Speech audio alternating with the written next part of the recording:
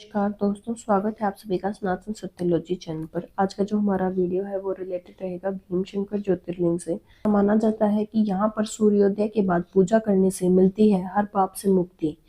इसकी एक रोचक कथा है। आइए हम जानते हैं ज्योतिर्लिंग के बारे में कुछ खास बातें।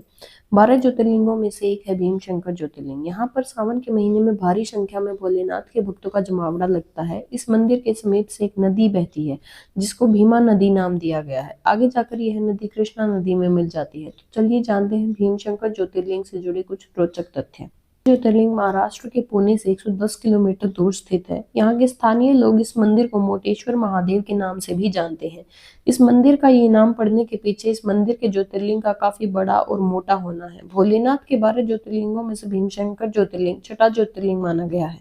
मान्यता के अनुसार इन 12 जगहों पर भगवान शिव ने स्वयं प्रकट होकर दर्शन दिए थे। इस विषय में हमें अधिक जानकारी आप लोगों के साथ शेयर कर रहे हैं।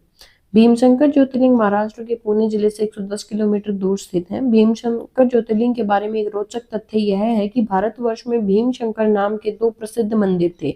एक महाराष्ट्र के पुणे में और दूसरा आसाम के कामरूप जिले में स्थित है। मान्यताओं के अनुसार महाराष्ट्र के भीमाशंकर ज्योतिर्लिंग के मंदिर का निर्माण छत्रपति महाराज शिवाजी ने कराया था।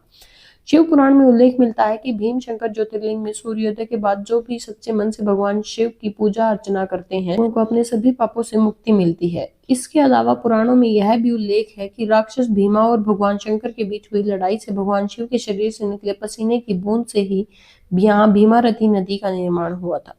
भीमशंकर ज्योतिर्लिंग पर्वत पर स्थित है। रोचक बात यह है कि यहाँ इन पहाड़ियों के आसपास जंगलों में जो वनस्पतियां पाई जाती हैं वह भारतवर्ष में अन्य कहीं भी नहीं मिलती हैं और यहाँ कई प्रकार के प्राणियों की दुर्लभ प्रजातियां भी हैं।